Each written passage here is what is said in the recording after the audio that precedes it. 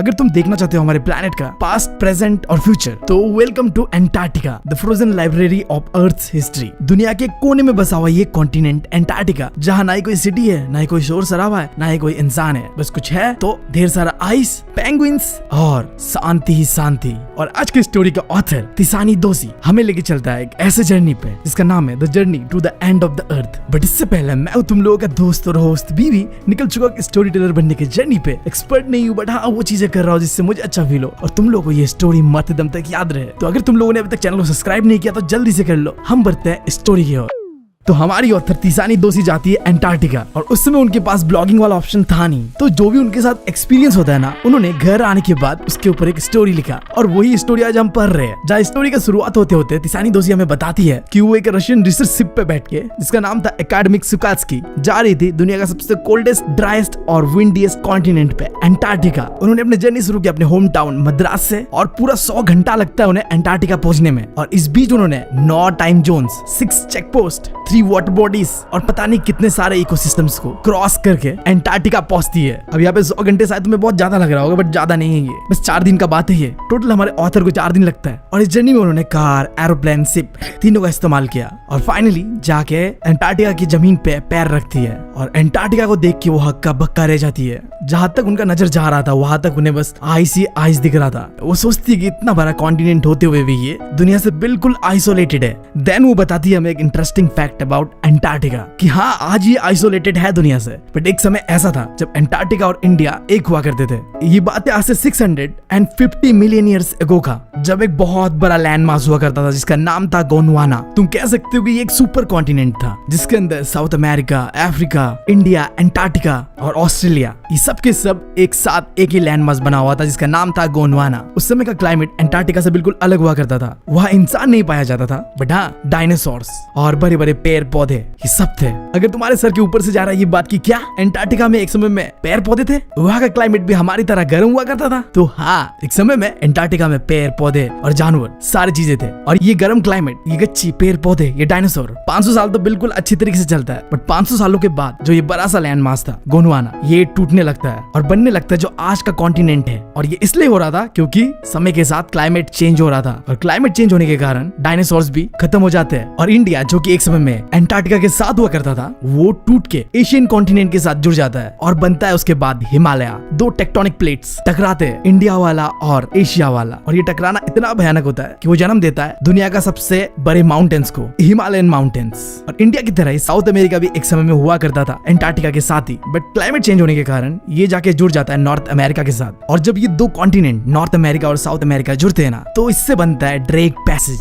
इस जगह को दुनिया का खतरनाक जगहों में से एक माना जाता है। हमेशा इस जगह पे तूफानी हवाएं बहते हैं और 800 से भी ज्यादा शिप्स ड्रेक पैसेज के अंदर डूब चुका है। ये जगह इतना खतरनाक है कि इसके ऊपर कई सारे डॉक्यूमेंट्रीज तुम्हें यूट्यूब पे देखने मिलेगा, तुम चाहो तो देख सकते हो। अब ये इतना खतरनाक इसलिए है क्योंकि यहाँ पे बहता है कोल्ड करंट। ड्रेक पैसेज पे बहता है दुनिया का कोल्ड सर्कमपोलर करंट, और ये करंट एंटार्क्टिका को हमेशा ही ठंडा रखता है, जमा हुआ रखता है। और बस यही नहीं, ये करंट एंटार्क्टिका को पूरे दुनिया से अलग रखता है, आइसोलेटेड रखता है। तुम देख सकते हो पूरे एंटार्क्टिका को घेरा हुआ इस सर्कमपोलर करंट ने। फिर हमारी ऑथर हमें कहती है कि हमें ना कभी नहीं भूलना चाहिए कि हम कहाँ से आए और हम कहाँ जा रहे हैं। सिंपली ऑथर हमें बताना चाह रही है कि हमारा पास्ट क्या था और हमारा फ्यूचर क्या हो सकता है। इन दोनों सवालों का जवाब मिलेगा तुम्हें एंटार्क्टिका आने के बाद। मैंने तुम्हें वीडियो के स्टार्ट पे बताया था कि एंटार्क्टिका ना वर्ल्ड का फ्रोजन लाइब्रेरी है। ह्यूमन हिस्ट्री में क्या क्या हुआ है अभी तक, उन सारी चीजों का रिकॉर्ड है एंटार्क्टिका के जमे हुए बड़े बड़े पहाड़ों के अंदर। और हमारा फ्यूचर कैसा होगा वो भी यही डिसाइड करेगा। तुमने कहीं ना कहीं ग्लोबल वार्मिंग का नाम सुना होगा कि हमारा अर्थ का टेम्परेचर बढ़ रहा है। अब इस वजह से क्या होगा, एंटार्क्टिका का बर्फ पिघलेगा और इससे फिर क्लाइमेट में बहुत बड़ा चेंजेस देखने मिलेगा हमें। फिर हमारी ऑथर हमें कुछ टेक्निकल टर्म्स के बारे में बताती है जो कि ऑथर ने एंटार्क्टिका आने के बाद ही इन चीजों के बारे में जाना। अब तुम भी जान लो। एंटार्क्टिका आने के बाद ऑथर को समझ आया कि ये कोऑर्डिनेट फोल्ड्स क्या है। जब टेक्टोनिक प्लेट्स टकराते हैं और माउंटेन्स बनता है, जैसे कि हमारा हिमालयन माउंटेन्स बना था जब एशियन प्लेट्स और इंडियन प्लेट्स टकराया था, उसी को कहते हैं। फिर दूसरा है प्री कैम्ब्रियन ग्रेनाइट शील्ड। ये ऐसे स्टोन और रॉक्स है जिनमें हजारों सालों का हिस्ट्री दबा हुआ है। फिर तीसरा चीज ऑथर को पता चलता है कि ओजोन लेयर क्या होता है और कैसे कार्बन इस ओजोन लेयर को खत्म करते जा रहा है। और आखिरी चीज जो ऑथर को पता चलता है कि इवोल्यूशन क्या चीज होता है। हम बंदर से इंसान बन गए, क्या है ये? इवोल्यूशन ही तो है। और एक्सटिंक्शन, यानी कि जो डायनासोर्स एक समय में राज करते थे धरती पे, उनका आज नामो निशान नहीं है। ये क्या है? एक्सटिंक्शन ही तो है। पता नहीं ऐसा क्या होगा जिससे हमारा भी खात्मा हो जाएगा। मतलब मैं जी के थक चुका हूँ यार। अब इस दुनिया में कोई जीने की ख्वाहिश मेरी बची नहीं है। हाँ मतलब कोई अच्छी बंदी मिल जाए तो जी लूंगा मैं, कोई दिक्कत नहीं है, बस थोड़ी हॉट होनी चाहिए, सुंदर होनी चाहिए, क्यूट होनी चाहिए और जिंदा होनी चाहिए। यस इतना तो बेसिक है ना यार, मतलब जीने का क्या फायदा है ऐसे सिंगल रह के? नहीं जीना यार, या तो बंदी दिला दो या फिर खत्म कर दो दुनिया को। नहीं रहना हमें इस दुनिया में। खैर बैक टू द स्टोरी। हमारी ऑथर तिसानी दोषी साउथ इंडिया से। मैडम जी ने तो अपना एग्जैक्ट लोकेशन बता दिया यार, कौन बताता है। हमारी ऑथर के घर ना 13.09 degree north of the equator Madras पे। अब जिस जगह से हमारी ऑथर बिलोंग करती है ना, साउथ इंडिया, यहाँ बहुत ज्यादा गर्म होता है। अब यहाँ से ऑथर को जाना है अब 2 हफ्ते के लिए अंटार्कटिका, जहाँ वर्ल्ड का 90% बर्फ जमा हुआ है, यानी कि वहाँ बहुत ज्यादा ठंडा होगा। तो अब ऐसे जगह 2 हफ्ते बिताना ऑथर के लिए बहुत ज्यादा मुश्किल हो जाता है। किताब के अंदर 3 तरीके का प्रॉब्लम्स के बारे में बात करा गया, जैसे कि सर्कुलेटरी। ठंडी जगह में जब जाते हैं तो हमारा खून जो सर्कुलेट करता है बॉडी में, वहां में भी थोड़ा दिक्कत देता है। हाथ पैर जो है सुन पड़ जाता है, ब्लड प्रॉपरली सर्कुलेट नहीं कर रहा होता है। दूसरा मेटाबॉलिक फंक्शन, यानी कि जो खाना डाइजेस्ट करने का कैपेबिलिटीज, ये सब है। तो ऐसा ठंडा जगह पे जाके तुम्हारा जो मेटाबॉलिक फंक्शन है ना, चीजों को डाइजेस्ट करना थोड़ा मुश्किल होता है। और बस यही नहीं, ऑथर के साथ तो दिमाग में भी लोचा चल रहा था। जो इमेजिनेशन करने का कैपेबिलिटीज होता है ना, वहां भी असर पड़ रहा था ऑथर का। हमारी ऑथर को ऐसा फील होता है कि वो वॉक कर रही है एक बड़े सफेद पिंग पॉन्ग बॉल के अंदर, जहाँ कोई भी इंसानों का नामो निशान नहीं है। बस चारों ओर कुछ दिख रहा है तो बस सफेद बर्फ से भरा हुआ चादर। ना कोई गच्छी दिख रहा है, ना कोई बिल्डिंग्स दिख रहा है और ना कोई बिलबोर्ड्स दिख रहा है। अंटार्कटिका के अंदर पे ऑथर को दिखता है एक छोटा सा इंसेक्ट माइट्स, और दिखता है बड़ा सा ब्लू व्हेल, और दिखता है ऑथर को बड़े बड़े आइसबर्ग्स। यूरोप का जो कंट्री है बेल्जियम, उसके साइज का बड़ा आइसबर्ग दिखता है। और सबसे इंपॉर्टेंट, अंटार्कटिका के अंदर पे दिन रात का सीन ही नहीं है। अगर विंटर होता है तो रात ही रात होगा, दिन होगा ही नहीं। और अगर समर का मौसम होता है तो 24 आवर्स दिन ही दिन होगा, रात नहीं होता है। सूरज ढलता ही नहीं उधर, क्योंकि दुनिया का आखिरी कोना है ना। और सबसे इंपॉर्टेंट चीज जो ऑथर को दिखता है अंटार्कटिका के अंदर पे, जिस चीज का हम सबको तलाश है, शांति सुकून भरा पड़ा है यार। शोर शराबे के नाम पे बस जब कोई एवलांच आ जा रहा है, जहाँ बर्फ का कोई टुकड़ा पहाड़ से गिर रहा है, इन सब का ही शोर शराबा है उधर। वहाँ मम्मी नहीं चिल्ला रही है खाना खा ले, सुअर की तरह क्यों पड़ा हुआ है। नहीं, अगर कभी पैसा होगा ना तो मैं सोच रहा हूँ अंटार्कटिका जाके बस जाऊँ। एक लौता घर होगा मेरा। आ जाना तुम लोग भी कभी छुट्टी मनाने मेरे घर पे।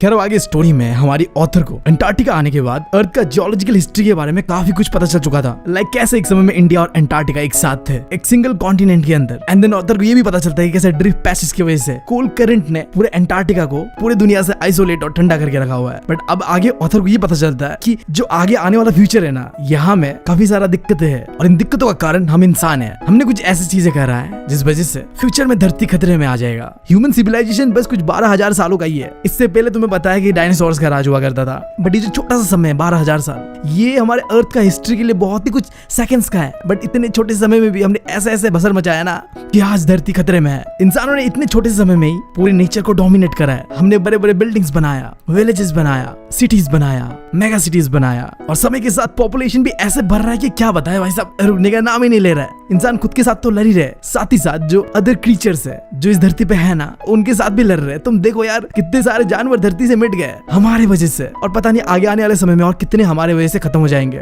हम फॉसिल फ्यूल्स को बर्न कर रहे हैं, जिससे कार्बन डाइऑक्साइड का अमाउंट अर्थ के अंदर पे बढ़ रहा है, और ये कार्बन डाइऑक्साइड अर्थ का टेम्परेचर को बढ़ा रहा है। और अगर ऐसे धरती का टेम्परेचर बढ़ता रहा ना, तो ये एक दिन ओजोन लेयर को बिल्कुल खत्म कर देगा। हमारे धरती पे जो लाइफ एग्जिस्ट करता है ना, इसका सबसे बड़ा कारण है कि अर्थ के अंदर पे है ओजोन लेयर, जो इससे सूरज के यूवी रेज से प्रोटेक्ट करता है। बट जो कांड हम कर रहे हैं ना, इससे ज्यादा दिन ये ओजोन लेयर लास्ट करेगा नहीं, और एक दिन ऐसा आएगा जब ये ओजोन लेयर डिस्ट्रॉय हो जाएगा, साथ साथ हम भी डिस्ट्रॉय हो जाएंगे। तो यार इसीलिए ना क्लाइमेट चेंज जैसा टॉपिक हमारे लिए बहुत ज्यादा इंपॉर्टेंट है। बट हम इंसान क्लाइमेट चेंज को लेकर बिल्कुल अभी तक सीरियस नहीं है। पता नहीं कब होंगे। वो जो हम साइंस फिक्शनल मूवीज में देखते हैं, कहीं ऐसा हाल हमारे सच में ना हो कि हमारे करतूतों की वजह से हमें अपना अर्थ छोड़ के दूसरा प्लैनेट ढूंढना पड़े।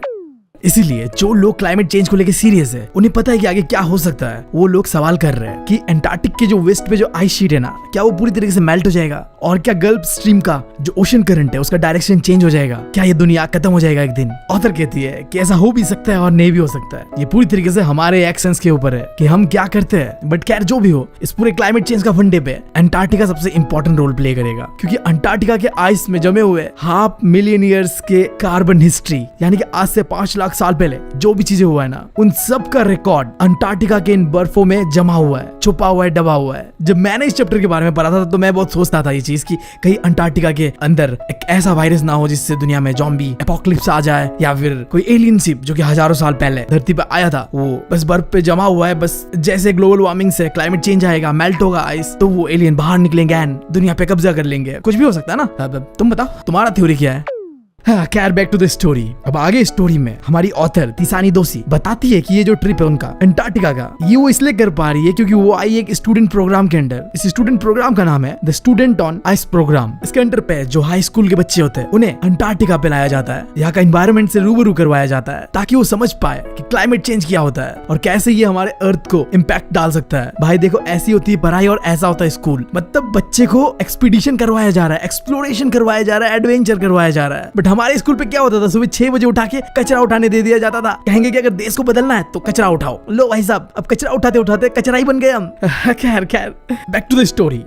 ये जो स्टूडेंट ऑन आइस प्रोग्राम था जिसके अंदर पे स्टूडेंट्स को अंटार्कटिका में लाया जाता था, ये पिछले 6 सालों से चल रहा था और इस प्रोग्राम को लीड और हेड करा जा रहा था कैनेडियन बंदे के द्वारा जिसका नाम था जियोफ ग्रीन। भाई साहब के नाम पे ग्रीन है तो एनवायरनमेंट के लिए तो काम करेंगे ही। पहले ये बंदा क्या करता था, सेलिब्रिटीज को बुलाते थे अंटार्कटिका के अंदर पे। तुम्हें पता है सेलिब्रिटीज अय्यास होते हैं, वो आते हैं अय्यासी करते हैं चले जाते हैं। उन्हें धीरे धीरे समझ आया कि इन सेलिब्रिटीज को बुला के बस अय्यासी करा रहा हूँ मैं, नेचर को कोई फायदा नहीं हो रहा इनसे। और तब से उन्होंने बस स्टूडेंट्स के लिए ये प्रोग्राम ओपन करा क्योंकि स्टूडेंट्स ही वो है जो आने वाले भविष्य को प्रोटेक्ट करेंगे। कल आगे जाके मैं तुम कुछ ना कुछ बनेंगे। हम में से कोई प्राइम मिनिस्टर भी बन सकता है। बताओ तुम में से कौन बनना चाहते हो? मैं बहुत अच्छी तरीके से कपड़े धोता हूँ, इसको बिल्कुल नहीं आता। और हमारे अंदर अगर वो सोच होगा ना एनवायरनमेंट का और प्यार होगा ना, तभी हम एनवायरनमेंट को बचाने के बारे में सोचेंगे।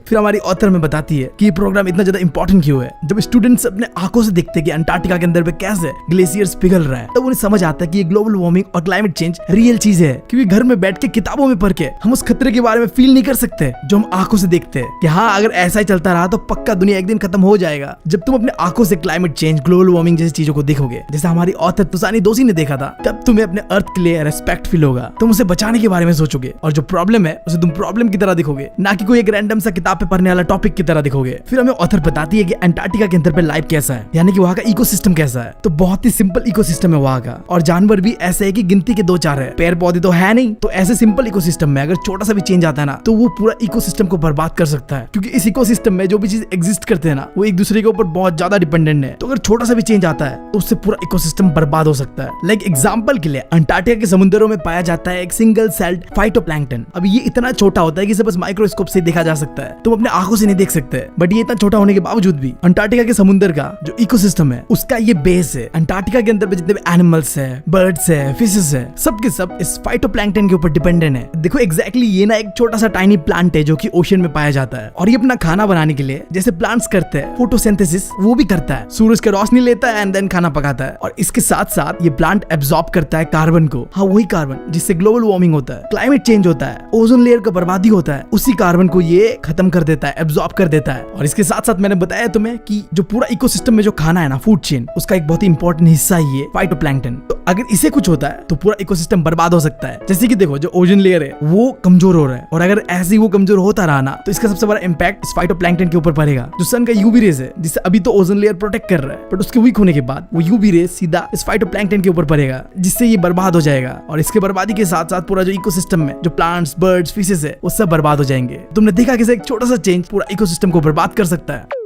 अब आखिर में हमारी ऑथर हमें बताती है कि अंटार्कटिका का उसका जो एक्सपीरियंस है ना पूरा जर्नी का, वो काफी एडवेंचरस था, काफी नए नए चीजों के बारे में उन्होंने जाना। बट इन सब में जो उनका सबसे पसंदीदा पार्ट था वो तब होता है जब उनका शिप फंस जाता है आर्कटिक सर्कल के 65.55 डिग्री साउथ पे। उनका शिप शुकाल्स्की फंस जाता है पेनिनसुला और टेडपोल आइलैंड के बीच। शिप का जो आगे वाला हिस्सा था वो 2 बड़े बड़े बर्फ के टुकड़ों के बीच फंस जाता है। अब शिप और आगे नहीं बढ़ रहा था, तो शिप का कैप्टन डिसाइड करता है कि वो अब आगे नहीं बढ़ेंगे, वो वापस नॉर्थ की ओर जाएंगे। बट इससे पहले कैप्टन शिप में बैठे हुए 52 मेंबर्स को कहते हैं कि आप लोग शिप से उतरकर थोड़ा वॉकिंग शॉकिंग कर लीजिए इस ओशन में। अब तुम सोच रहे होगे कि ओशन में वॉक कैसे करते हैं, तो वो जमा हुआ ओशन है यार, अंटार्कटिका है, भूल गए। उस शिप से 52 मेंबर्स एक गैंग प्लैंक की मदद से शिप से उतरते हैं और चलने लगते हैं उस अंटार्कटिका के जमा हुआ ओशन में। सारे लोग फुल गियर्ड अप थे। अंटार्कटिका ठंडा जगह था, तो उसके लिए जैसा टाइप का कपड़ा पहनना होता है वो पहने हुए थे, गॉगल्स यूवी रे से प्रोटेक्ट करने के लिए पहने हुए थे, एंड वॉक कर रहे थे उस जमे हुए ओशन में। हमारी ऑथर देखती है कि चारों ओर बस बर्फ ही बर्फ है। जहां तक उनका नजर जा रहा था और जिस ओशन में वो वॉक कर रहे थे अपने पैर से, वो ओशन 1 मीटर जमा हुआ था और उसके नीचे 180 मीटर गहरा साल्ट वाटर था जिसके अंदर पानी, फिश और पता नहीं क्या क्या चीज है। सही में मुझे भी ना ये कॉन्सेप्ट समझ में नहीं आता है। मतलब जो ऐसे ठंडी जगह होते हैं ना जहाँ ऊपर वाला जो